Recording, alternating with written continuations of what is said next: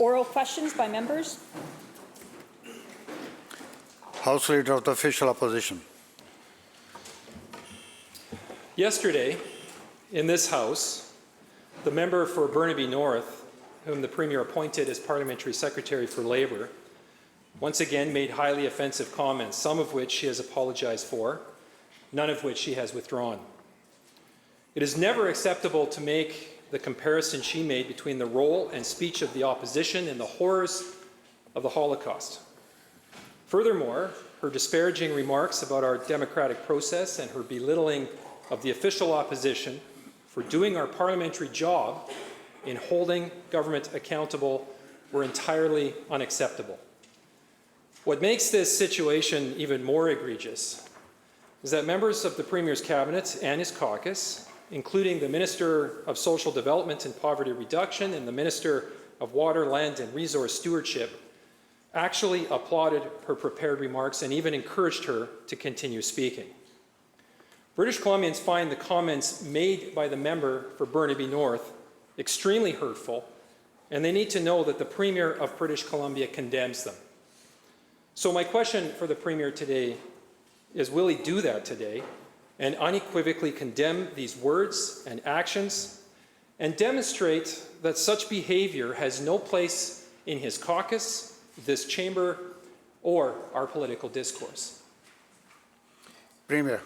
Thank you, Honourable Chair, and thank you to the member for the question. The comments were not acceptable. The member knows they were not acceptable. She has apologized, and she will be withdrawing them in this House. Leader of the Official Opposition. Thank you, Mr. Speaker, and my thanks to the Premier for doing the right thing there. I appreciate that, and I applaud it.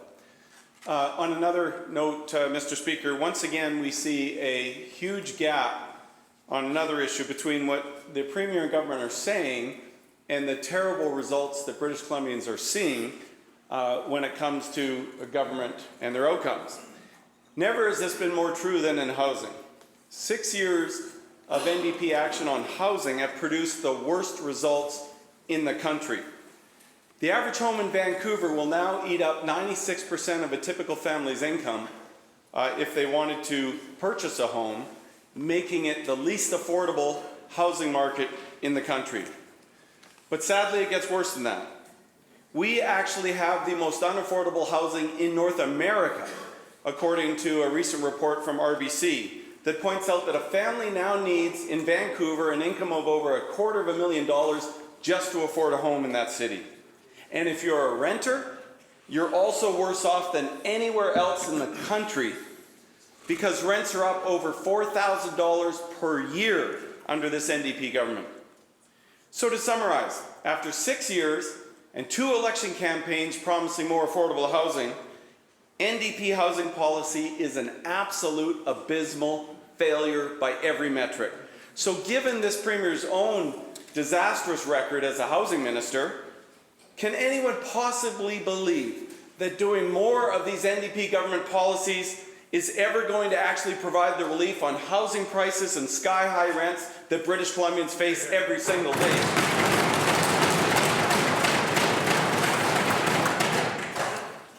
Premier. Thank you, Honourable Speaker, and thank you to the member, the Leader of the Opposition, for the question.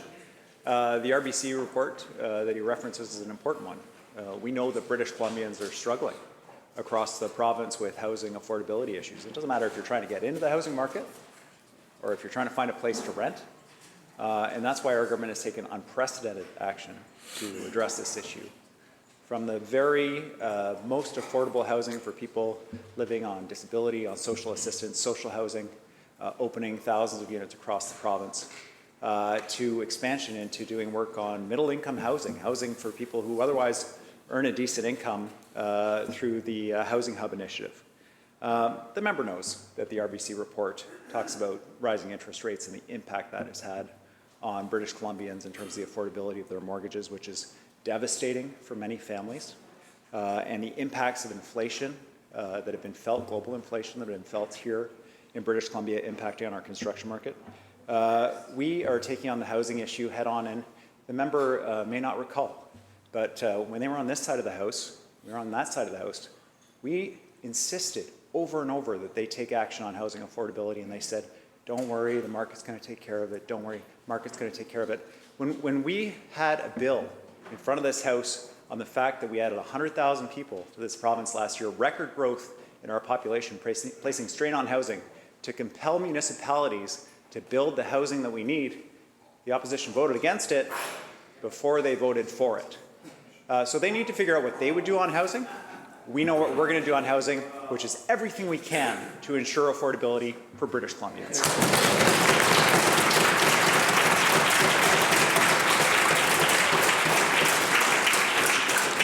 Leader of the Official Opposition, supplemental. Well, thank you, Mr. Speaker. Well, facts and results matter, Mr. Speaker. And the fact is, when I was in government, the average price of a townhome in Surrey was $450,000.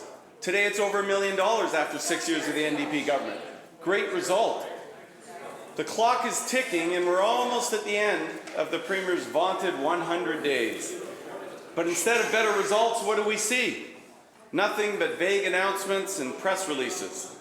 And in typical NDP fashion, none of these announcements come with any targets or any timelines. The only progress I've actually seen is the Premier acknowledging that their 10-year housing plan has failed in less than 5 years. So instead of recycling that plan for this spring, we now understand they're kicking it over to the fall session.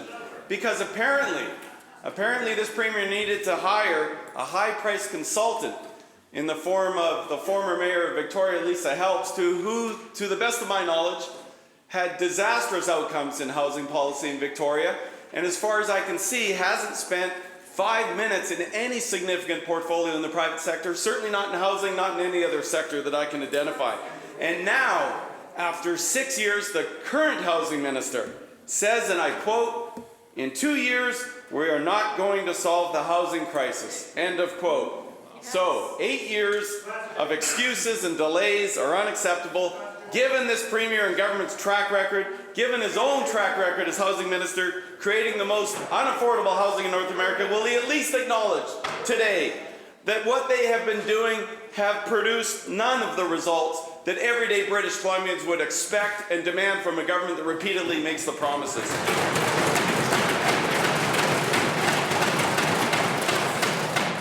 Premier. Thank you, Honourable Speaker, and thank you to the member for the question, because this is a priority for British Columbians. Ensuring they can find an affordable place to live is important not just for them, it's important for business in our province, that they can find the employees that they're looking for. It's important for communities that are trying to grow. We announced $1 billion to support cities across the province with the growth that they're seeing to ensure that they're able to support the additional housing that we need. This is vital. We have to get homes built. We have to increase that housing supply. But the member is mistaken if he thinks the British Columbians don't remember their time on this side of the House. Vacant homes, unused, held by investors. We brought in the speculation tax. You don't know how many homes were brought back? 20,000 vacant homes.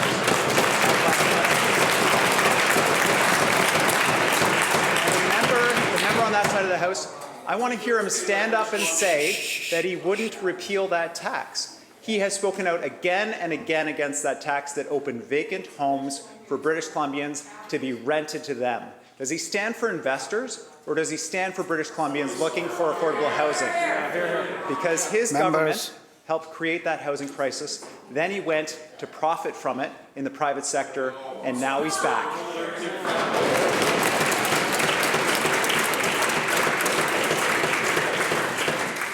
Leader of the Third Party. Thank you, Honourable Speaker. For decades, First Nations and node growth advocates have called for change to how forests are managed in our province. And for the last several years, those calls have been echoed by 3 MLAs in this House, my colleague from Saanich North in the Islands and me, and the MLA for Prince George Mackenzie. We're delighted that the Premier has worked with Gary Merkel and First Nations Forestry Council to implement transformative policies in the forest sector, and we applaud this government for finally recognizing that until the laws and regulations are changed, we will see business as usual. Protecting biodiversity and forestry is one part of the equation in addressing the climate crisis. The second part is to stop emitting and to stop organizing our economy around industries that are harming the planet and us. As Gary Merkel said today, quote, "If you don't take care of the land, it will end up killing you." The Premier stated in an interview last fall, we cannot continue to expand fossil fuel infrastructure and hit our climate goals. I agree. My question through you, Honourable Speaker, is to the Premier, and I urge him not to use Clean BC as a shield. A climate plan is meant to get us to lower emissions, not defend the growth of the fossil fuel industry. Can the Premier assure British Columbians that BC will not approve any more fossil fuel infrastructure? Minister of Environment and Climate Strategy.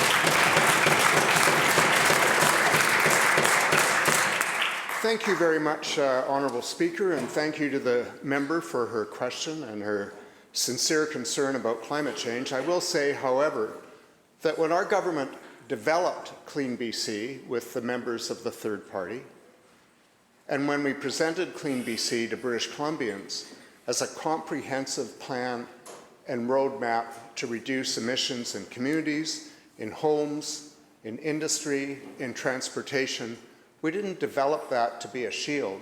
We developed it to be a solution to the climate crisis that we all face.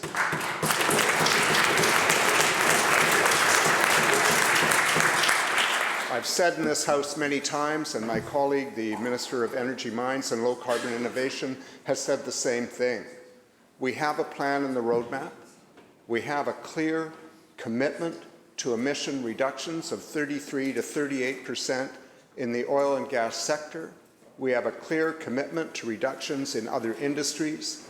We have a clear commitment to reductions in transportation and in communities and buildings. We are working hard to develop the specifics with all stakeholders that have an interest to show British Columbians over the next months exactly what steps we'll take to put the roadmap on track to meet our targets.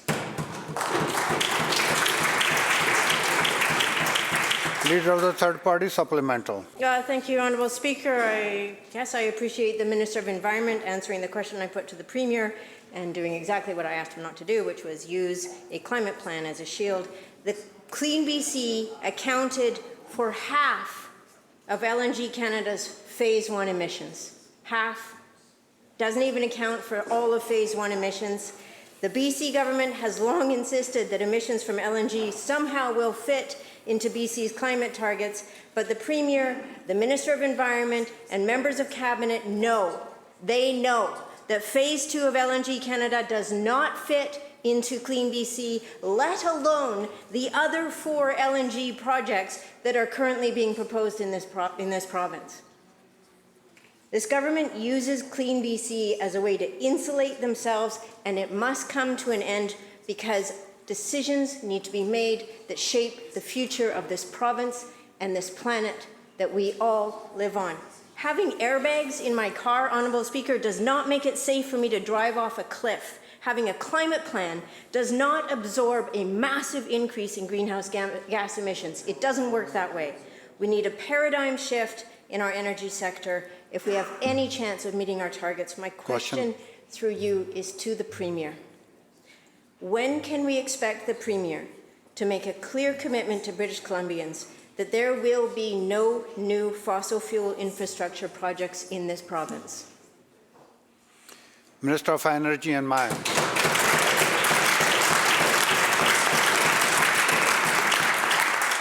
Thank you, Honourable Speaker, and thank you to the member for the question. I reiterate my colleague's comments, and we have always been clear that any LNG development must fit our conditions, and that includes our climate commitments.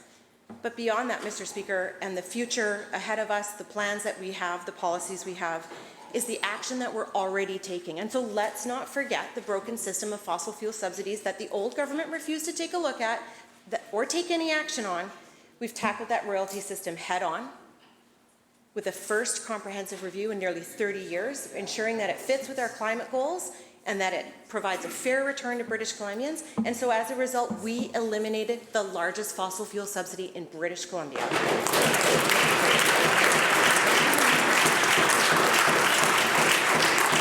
As a result of this, we can redirect that funding into programs that help heal the land and support a clean energy future. And this is what the member is talking about, our clean energy future. This work hasn't stopped. The Premier's directed me in my mandate letter to be looking at other subsidies and how we can direct that into that clean future. I know that the member is passionate about this, and I expect her, I want her to continue to bring that passion in the way that we all have to collectively work together towards our climate commitments. Thank you.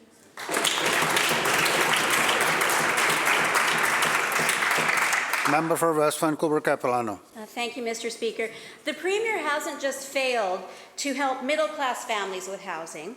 Razan Talabian and her husband, they have made it worse for them. This is a young couple. They are expecting their first child, but instead of helping them find a home, this Premier has handed them, in essence, an eviction notice. It is the exact opposite of what has been promised by this Premier and this government. As a direct result of the chaos that has been created through the Premier's legislation, their strata, like many stratas across British Columbia, have now voted to make their building 55 plus, forcing this young couple to sell their home once their child is born.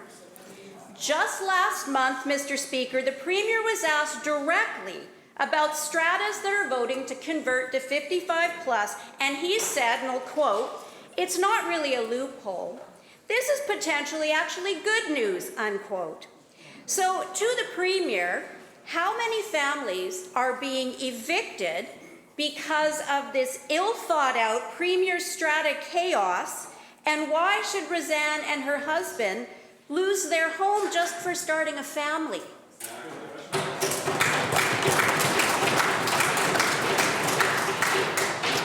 Minister of Housing.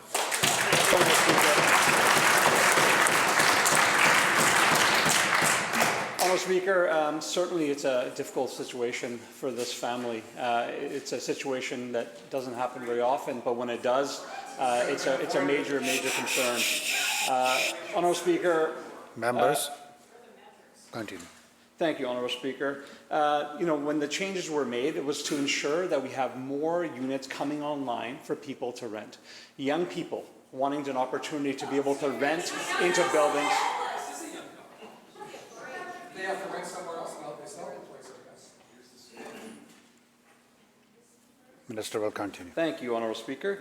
Part of the work that we've done, we've taken advice, and we've taken advice from the Seniors Advocate. The Seniors Advocate urged us to ensure that 55 plus would remain available for buildings. It's in line with the Human Rights Code. And Honourable Speaker, what I don't understand from the BC Liberals is this the policy they're proposing, that they're going to eliminate 55 plus? Is that the solution that they're suggesting here? It's something that's been recommended by the Seniors Advocate. We put that in place. And so members. When they refer to a loophole, are they suggesting that they would be eliminating 55 plus?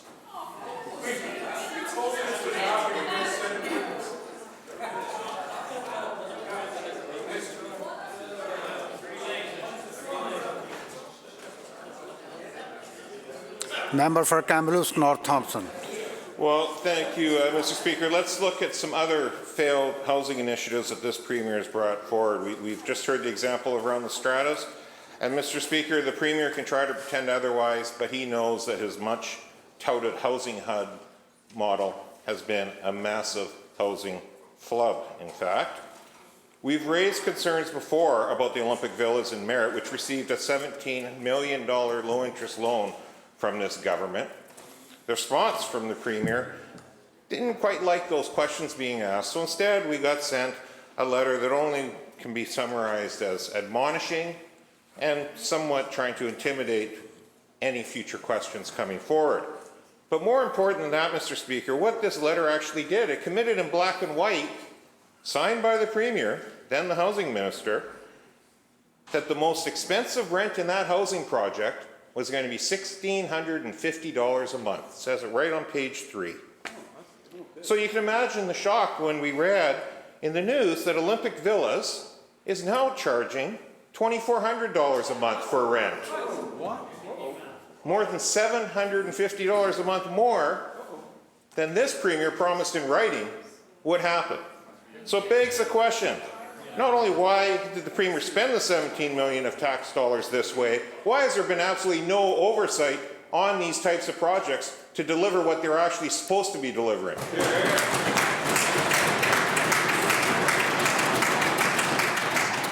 Premier.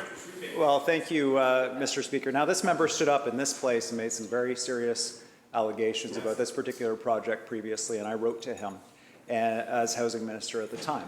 And I explained to him how every single thing he said in this place was incorrect, completely wrong. He said that we were subsidizing and there was no increase in affordable units in the Merritt area as a result of the loan. He was wrong then, and he's wrong again today. We subsidized 45 of 75 units, and those 45 units are part of the Housing Hub funding.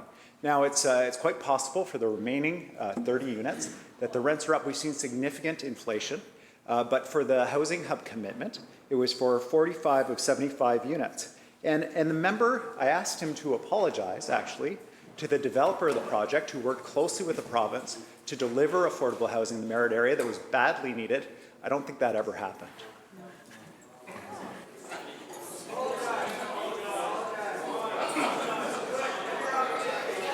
Members. Member for Kamloops North Thompson, supplemental. Well, thank you very much, Mr. Speaker. It's simply not the case. The Premier does not want to back up his own letter. Affordability in these units is ensured for middle-income households in Merritt for a decade at least. That's his words, not mine. He signed the letter. Very end of it, he says, well, I will leave it to you to consider appropriate next steps. Well, that's the next steps. Here we are today. So the problem with the $17 million low-interest loan is it didn't stop with the rents being $750 a month more than they were supposed to be. In fact, if you're looking for a housing project, you might want to check out Expedia or Airbnb. This is where this so-called affordable housing project is now listed as vacation rental for the low bargain price, Mr. Speaker, of $250 a month or $8,000 or a night or $8,000 a month in Merritt.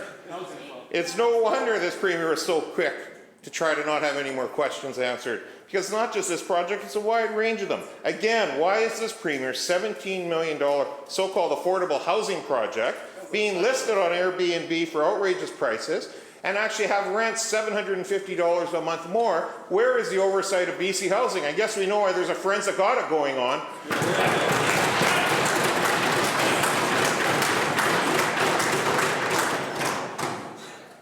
Premier. Thank you, Honourable Chair. And I know it's a frustration for renters across the province when they see badly needed rental housing that rents out on short-term rental websites like Airbnb. That's why we've been working with UBCM and why we'll be introducing legislation to address that very serious issue that the member has raised. I think it's really important to recognize that in communities like Merritt, they've been struggling to get purpose-built rental housing constructed for a long time. The Housing Hub project is about encouraging developers to build that housing and addressing some of the interest rate pressures that we're seeing that could cause them to pull back from building that purpose-built rental housing. And the results are in, Honourable Chair. Purpose-built rentals under our government, 2022, 14,546 units. Under the BC Liberals, 2012, 1,948 units. Yeah. That's up 650%, Honourable Chair.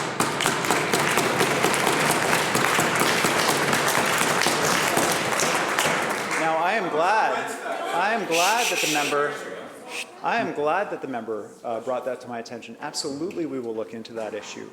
But when you look at what we have done in relation to bringing on new housing across the province, and Honourable Speaker, I acknowledge we've got a lot more to do, but from student housing, they built 130 units. We built 7,700.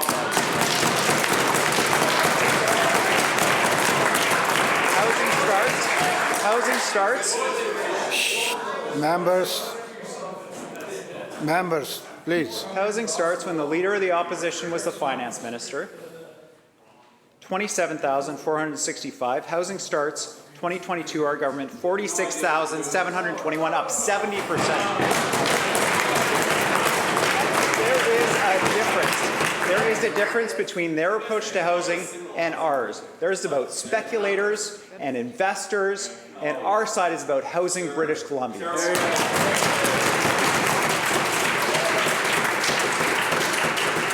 Member for Caribou-Chilcotin.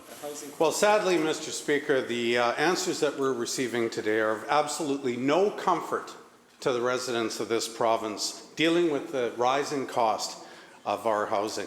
This is just the tip of the iceberg when it comes to the housing flub's unaffordable projects. Take the Carrington View apartments in West Kelowna, for example. The NDP promised they would cost no more than $1,590 per month to rent, but today they're listed for a whopping $2,100 per month and up. That's an increase of more than $500 monthly. Mr. Speaker, how can British Columbians have any faith in the Premier's housing promises when he continues to fail to deliver on even the most basic commitments? Here, here.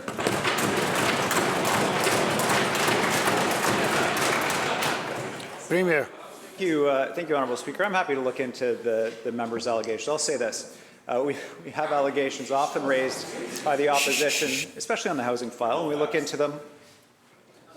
Continue. We look into them and we'll address them if they need to be addressed. That's how our government works. But I do want... Members. I do want to underline the difference in our approaches. So we just announced a $500 million fund to buy up rental buildings where tenants are at risk. Tenants are at risk of eviction and potentially homelessness. And the reason we're doing that is there are these big corporations called real estate investment trusts buying up these properties, doing these superficial renovations, evicting people, increasing rents. The behavior is decreasing affordability and hurting British Columbians. Now, there's a reason, I think, that British Columbians should know there's a difference between this side of the House and the BC Liberals. That is, the member says, the member wants to talk about his experience with housing. He engaged... Members. Wait for it. He engaged... Wait for it. Members, please.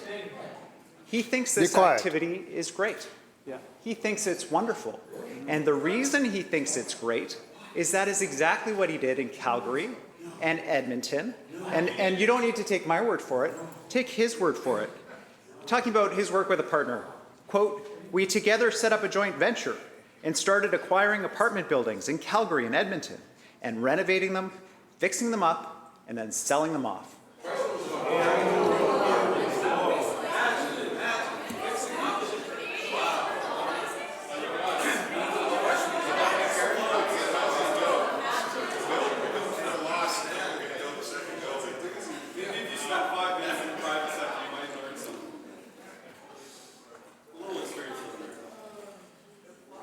Member for Prince George Valemount. Well, one thing we know for sure, there's only one speculator that leads a party in this House. It happens to be the person sitting in the Premier's chair who managed to flip his condo for quite a substantive profit.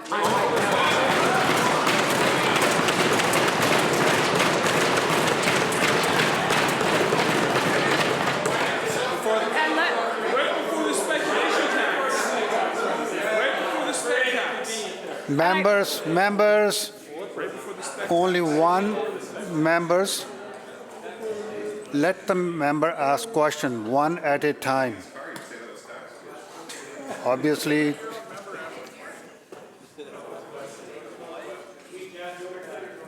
member will continue.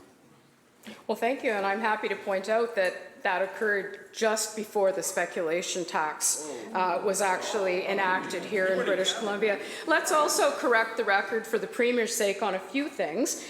First of all, we spent $5 billion on housing, while this Premier, as the housing minister, promised to build 114,000 affordable homes. Guess what? 12,000 are open today out of those 114,000. And by the way, student housing doubled under our government.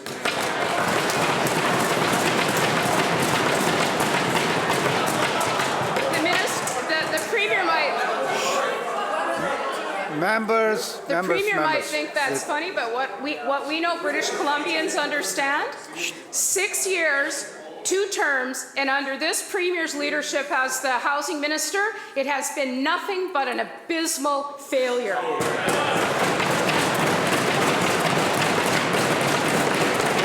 Let's just do a quick summary for the Premier. His housing flub rents are turning out to be hundreds of dollars more a month, more expensive than he promised. Developers are getting millions of dollars to list affordable housing on Airbnb. The strata chaos caused the eviction of young families because of this Premier's half-baked legislation.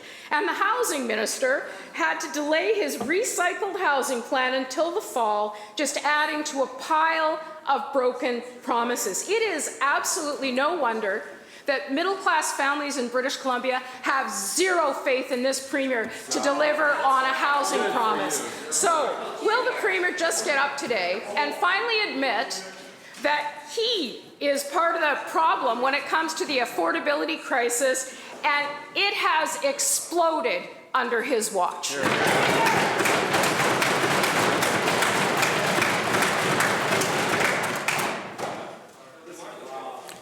Well, question has been asked. Let's see the answer. Premier. Thank you very much, Honourable Speaker. You know, I'm pleased to hear that the member was excited about doubling the amount of student housing from what I guess 65 to 130. We built 7,700 student housing.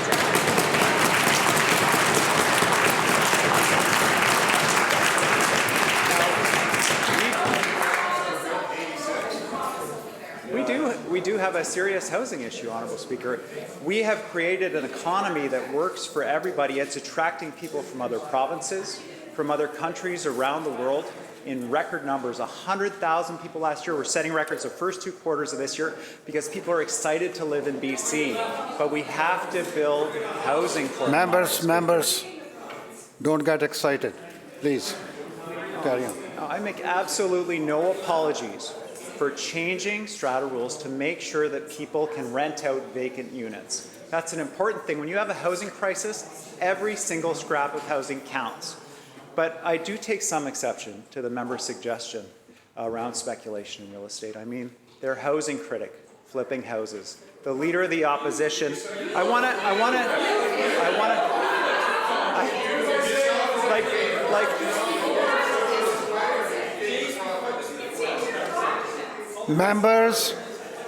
Members, your time to ask question is over. Members. Like so many British Columbians, when my wife went back to school, our family sold the condo to help pay for her tuition, Honourable Speaker. We used that condo when our first child was born, when I was working here, so that we had a place where she and our new baby could be while I was working as an MLA. That's the condo flipping that they're talking about, Honourable Speaker, just so we're clear. But here's the condo flipping, here's the apartment building flipping that I'm talking about. And the Leader of the Opposition, in his own words, quote, "So we went in there and we acquired some cool buildings and did some renovations. I still own some of my inventory from way back when, and it performed very well over the years. I refinance it all the time. It's been great." Honourable Speaker, we do have different perspectives on our side of this House and that side of the House. We stand up for renters. We stand up for people looking for affordable housing. We stand up for people with decent jobs looking for a place to live. We will keep doing that work. We'll hold municipalities to account. We'll hold investors and speculators to account, short-term rental companies to account. We'll do that work. The other side needs to figure out what they would do.